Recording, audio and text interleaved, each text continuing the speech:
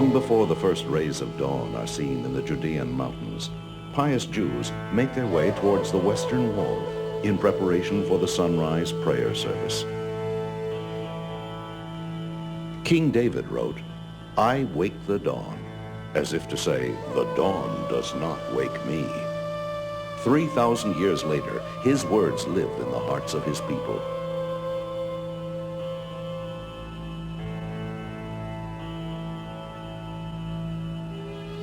"I will not come into my house," David promised. "I will not climb into my bed.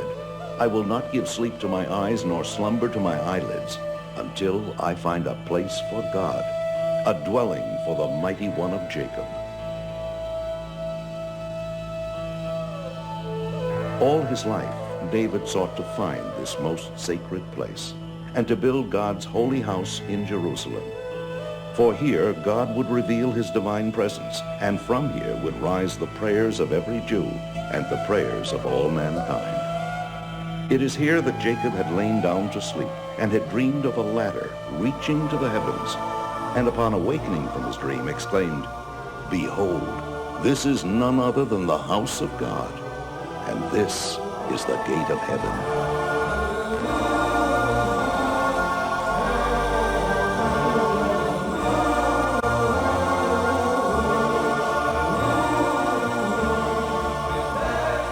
For nearly 2,000 years, the Holy Temple has lain in ruins.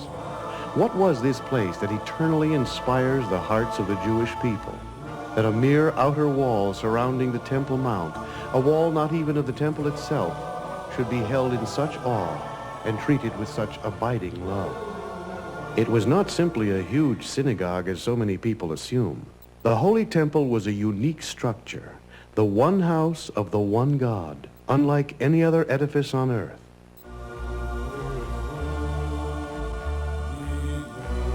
In the final chapter of Isaiah, God speaks, "The heavens are my throne and the earth my footstool.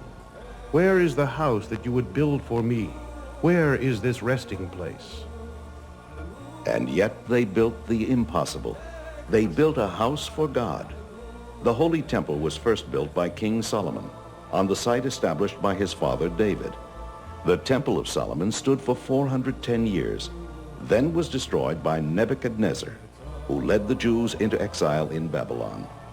70 years later, the people were gathered back into the land of Israel, and the temple was rebuilt by Ezra the scribe under the benevolent protection of King Cyrus of Persia. Again, the temple stood as the center of Jewish life, this time for 420 years, through the desecration by the Syrian Greek armies of Antiochus and the subsequent rededication by the Maccabees, through the tyrannical reign of Herod, the ex-Roman slave who ultimately became king over the Jewish people. The paranoid King Herod assassinated the sages of Israel, all but Baba Ben-Buta, whose eyes he put out. Seized by terror and guilt over what he had done, he sought advice from Ben-Buta as to how he could atone for his monstrous sins. "You have extinguished the light of the world," Ben-Buta told him, "and so you must rekindle the light of the world by restoring and beautifying the Holy Temple." King Cyrus had prevented the Jews from rebuilding the temple in all of its original size and elegance. But now the repentant Herod restored much of its former glory. The Talmud teaches that one who never saw the temple as rebuilt by Herod has never seen a beautiful building. And the mystical teachings of Judaism say further that since the day the temple was destroyed, man has not seen at all.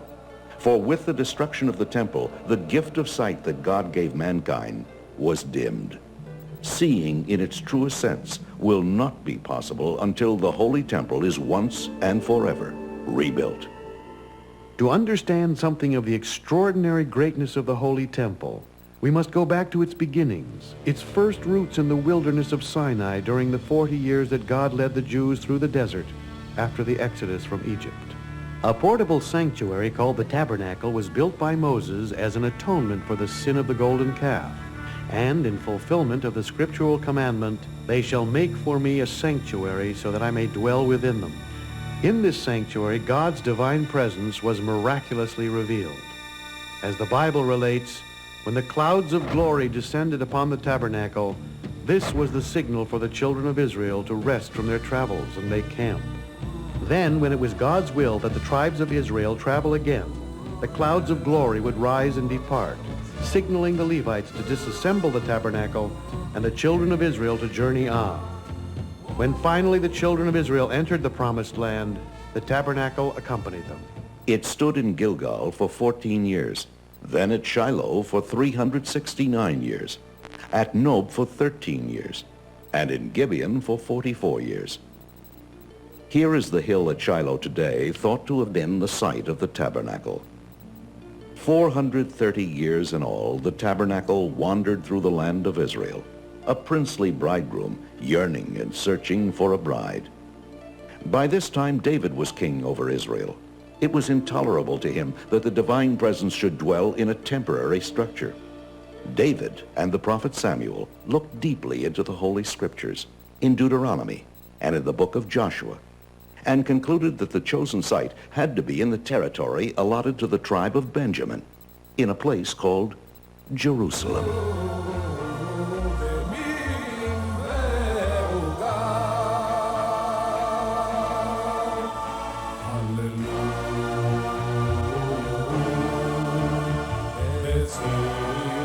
From the moment King Solomon built the Holy Temple and consecrated it, Jerusalem became the focal point for the soul of every Jew for all time. God no longer dwelled in a tent. The divine presence had taken up permanent residence in a great and glorious house of stone. The portable tabernacle was built primarily of overlaid wood and stretched cloth, both originating as plant life. But the temple had to be built entirely of stone.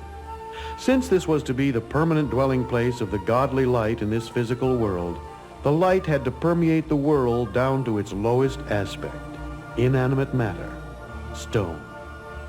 Stones of all shapes, sizes, and qualities were utilized in the construction. The largest stone known to have been used weighs more than 400 tons. The stones used for the great altar had to be hewn without the aid of an iron tool, yet had to be as smooth as polished glass. If a scratch the thickness of a fine hair were found, that stone was removed from the altar and replaced and buried beneath the temple. An extraordinary series of miracles occurred during the building of the first temple. Throughout the 8 years of its construction, not one of the many thousands of laborers died or fell ill. But then, when the construction was completed, all the workers fell dead. And God spoke from heaven, saying that he would give them all their full reward in the next world, the eternal world. This so that the kings and rulers of other lands would not use these same workers for their own buildings and boast that those who built the house of God now work for us. The sages of Israel report in the Mishnah that the Temple Mount measured exactly 500 cubits by 500 cubits, which is approximately 1,000 feet by 1,000 feet. The great inner building of the temple was called the Heichal. It housed the portico, within it the sanctuary, and within it the Holy of Holies. The Heichal at its base stood 44 feet above the rest of the Temple Mount and rose to a height of 240 feet, equivalent to a modern-day 20-story building. The walls of the interior of the Heichal were lined with cedar wood and then overlaid with pure gold. Water reached the temple from underground in Jerusalem and through aqueducts from as far away as Hebron, a distance of more than 30 miles. Cisterns, pipes, and pools stored the water under the Temple Mount. An intricate system of subterraneous halls and vaults, passages and tunnels, a veritable underground city, was hewn out of the solid rock beneath the Temple Mount. The cavernous space between the ground above and possible graves beneath provided spiritual protection for the Jewish priests, who by scriptural law would become spiritually defiled in the presence of a corpse and temporarily forbidden to enter the temple.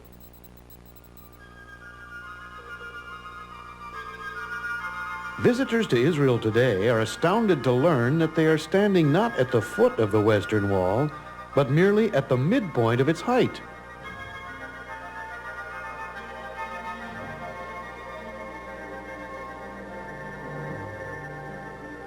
3 times a day the people pray. Look with favor, Lord our God, upon your people Israel. Restore the service to your sanctuary, and accept with love and favor Israel's fire offerings and prayer.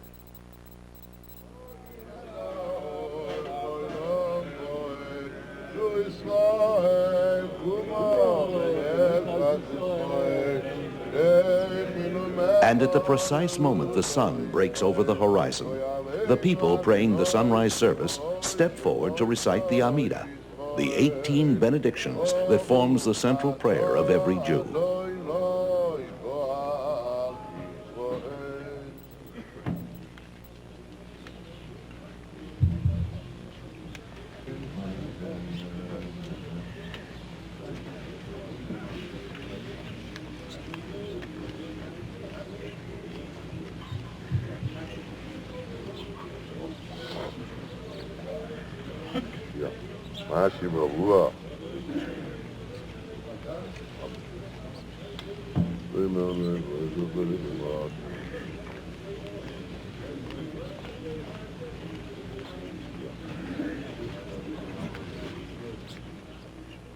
Three times a year, throngs of joyous pilgrims converged on the Holy Temple like blood is drawn to the heart to be revitalized. And Jerusalem was swollen with joy as her far-flung children, the people of Israel, came home to her from every place in the land of Israel and from beyond its borders. They came with the first fruits they had harvested and with their offerings of thanksgiving. They came to offer the paschal sacrifice. They came to see God and to be seen by God in the place that he had chosen, in his holy house. They left everything they owned at home unattended, for God had assured them of his protection. They came to sing and dance and bow their heads in awe before the majesty of the King of the universe. Throughout the festivals, they witnessed open miracles, and when they returned to their homes, they took with them new faith, new inspiration. From Jerusalem, they went forth to every village and city of the land, as blood surges forth from the heart to all the organs of the body, renewed and revitalized. But how did it happen? What was there about the temple that brought such inspiration to the people, that continues to inspire their prayers till this very day, more than 1900 years after it was destroyed? The ultimate focal point of the Holy Temple was contained within the Holy of Holies, the innermost part of the sanctuary. This room was built over the Even Hashatiyah, the foundation stone, the primordial point from which God created the world. Atop the foundation stone in the first temple rested the Holy Ark of the Covenant. And within the Holy Ark lay the 2 tablets of the Covenant, engraved with the 10 Commandments. The 10 Commandments, 2 enormous cubes of purest sapphire. Their miraculous letters, engraved through from one side to the other, were written by the finger of God atop Mount Sinai. Upon the covering of the ark stood the 2 cherubim, hammered out of a single ingot of gold, according to the commandment of God. And from between the cherubim, God spoke from his place on high. The very presence of the ark was a constant miracle in the Holy of Holies. The width of this small room was 20 cubits. The Ark of the Covenant measured 2.5 cubits from end to end. Yet, when they measured from either side of the ark to the nearest wall of the Holy of Holies, both distances measured 10 cubits. The 2 measurements added up to 20 cubits. This meant that the Holy Ark itself occupied no space on earth. And from above this place, which occupied no place in the world, the voice of God was heard from his place above. Then, through the gift of prophecy, King Josiah foresaw the destruction of the first temple 35 years before it came. He ordered all the priceless treasures of the Holy of Holies to be put in hiding in a secret vault below the temple. All that stood in the Holy of Holies thereafter, even throughout the 420 years of the Second Temple, was the foundation stone itself. Just outside the richly woven curtain of the Holy of Holies in the sanctuary, the high priest performed the daily temple service. Twice daily he filled the temple precincts with the fragrance of spices burnt on the golden incense altar. Each day he cleaned and kindled the 7 oil lamps of the magnificent menorah, the candelabra of solid gold. Just beyond, the windows of the sanctuary, wider within and narrower outside, symbolized the fact that the world received its light from the temple, not the temple from the world. And in the sanctuary there were continuous miracles. The 12 loaves upon the showbread table remained fresh throughout the week until they were replaced each Sabbath. And the flames of the 3 branches on either side of the menorah all turned toward the center branch, which symbolized the Shekhinah, the divine presence. One of the most dramatic moments in the Holy Temple each year came during the awesome Day of Atonement, Yom Kippur. For when the temple stood, the entire Yom Kippur service was performed by one man, the high priest. On this holiest day of the year, the holiest man in the world entered the holiest place in the world and pronounced the awesome name of God. Before entering the most holy place, the high priest was addressed by the eldest priest with words of warning. Consider in whose presence you are about to enter. Remember that you are about to come before the Supreme King, who sits on a throne of justice and destroys all evil. He was then handed a censer full of finely ground incense. Bestirred by feelings of reverence, he entered the Holy of Holies. When he reached the Ark of the Covenant, he set down the fire pan between its staves. In the second temple, he set it upon the foundation stone. He emptied all of the incense from the ladle into his hands, then placed it on the glowing coals of the fire pan until the Holy of Holies became filled with smoke. When he emerged from within the curtain, he offered a brief prayer. When atonement had been granted to the people, a thread of crimson wool that had been placed in the sanctuary miraculously turned white. The people who had been anxiously awaiting this moment now rejoiced.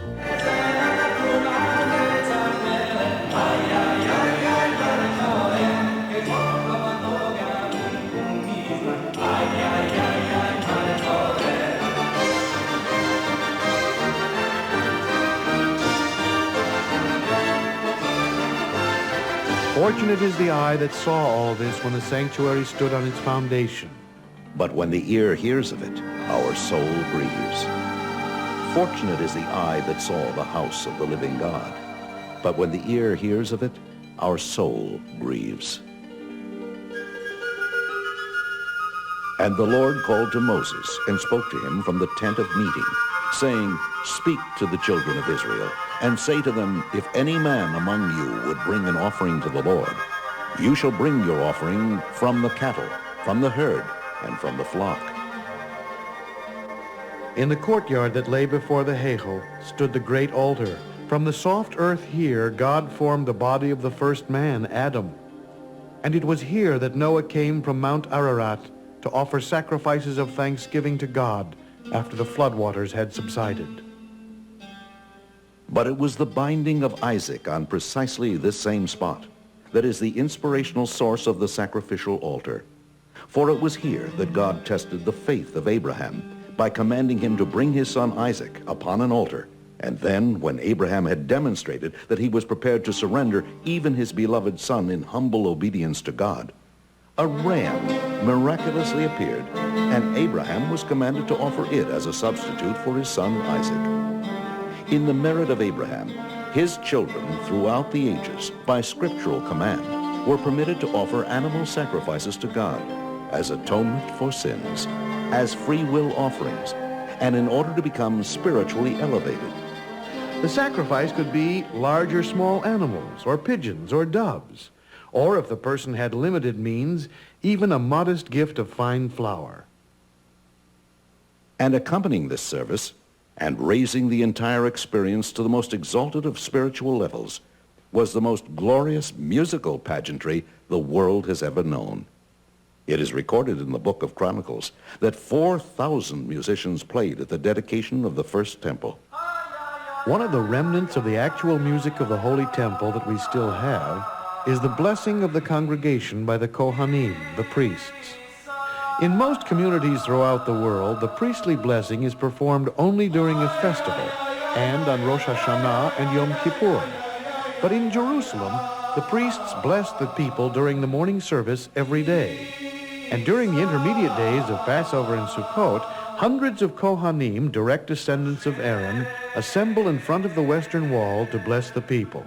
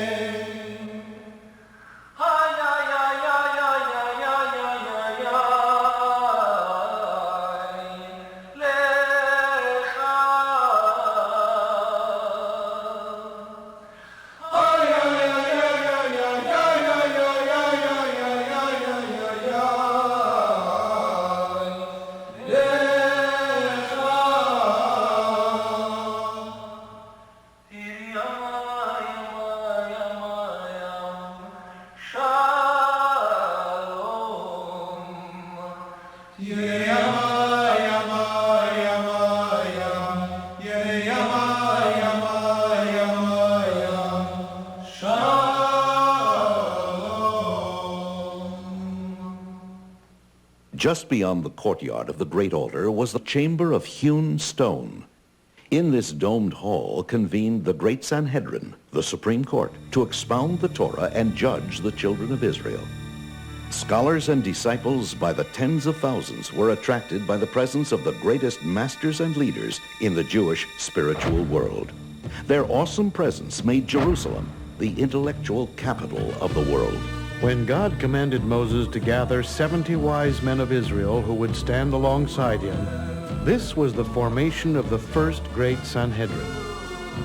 Whereas the great altar served the purpose of rectifying man's animal nature, the Sanhedrin elevated man's godly intellectual nature, teaching him how to fulfill God's purpose in the creation of the world. The human being, the crowning glory of the creation of the world, is like a holy temple himself.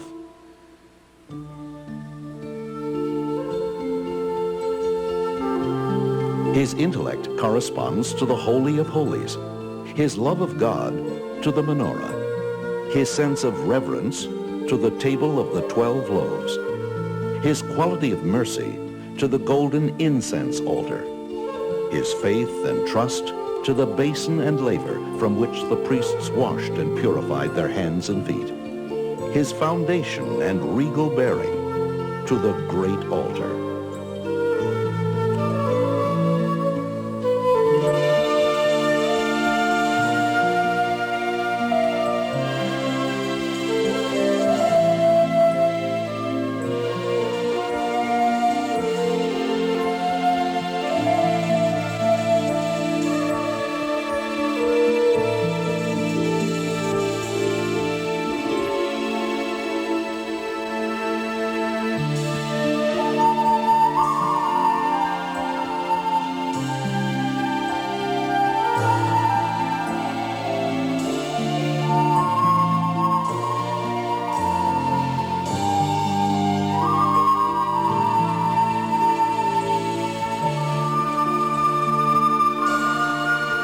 King Solomon said, "The lamp of God is the soul of man." Indeed, man is the vessel for the godly light in this world. By means of the 10 divine attributes which radiate in his soul, man has been granted the ability to perceive the divine to transcend his earthly, mundane nature. Yet paradoxically, he is instructed to remember at all times that he is but dust and ashes and formed of the very earth. He is of the highest and lowest, striving to draw ever closer to his Creator, who constantly brings him forth into existence from absolute nothingness. And Jacob dreamed, and behold, a ladder stood upon the earth, and the top of it reached to the heaven. And behold, the angels of God were ascending and descending upon it. And behold, the Lord stood above it and said, I am the Lord God of Abraham your father, and the God of Isaac. And Jacob awoke out of his sleep, and he said, Surely the Lord is in this place, and I knew it not. And he was afraid and said, How awesome is this place! This is no other than the house of God, and this is the gate of heaven. Our sages teach us that when a person is praying, no matter where he is in the world, he should face Jerusalem. If he is in Jerusalem, he should face the site of the Holy Temple. If he is by the Holy Temple, he should direct his prayers to the space between the cherubim, the place of prophecy. And King David wrote, This is the gate of the Lord, in which the righteous shall enter.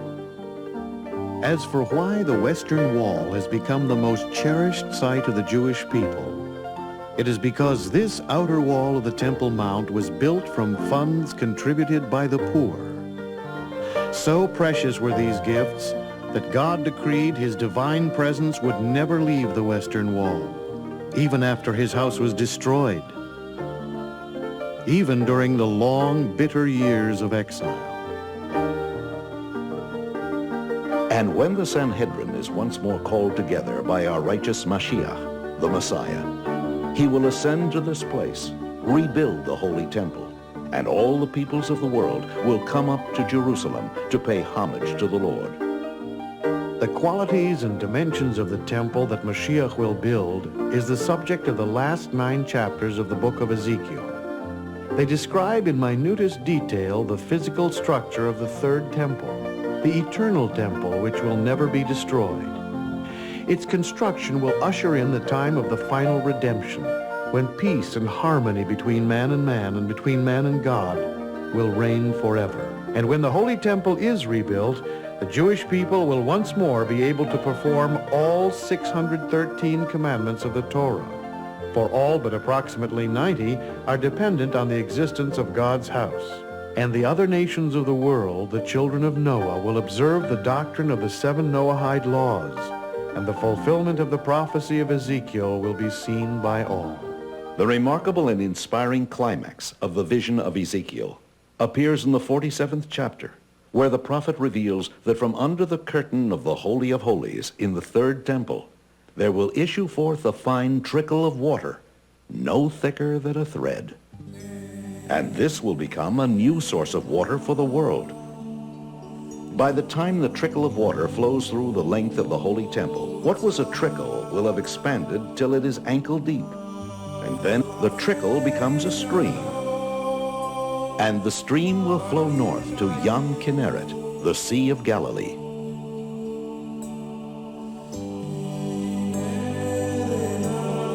Every tree will be nourished from that stream, and the leaves of every tree will have healing powers through which every disease in the world will be healed.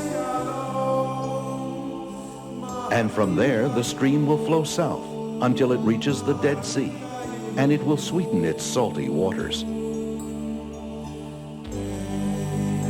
Whereas today no fish can live in the Dead Sea, its waters will then be able to support life, and there will be as many kinds of fish there as in the Mediterranean.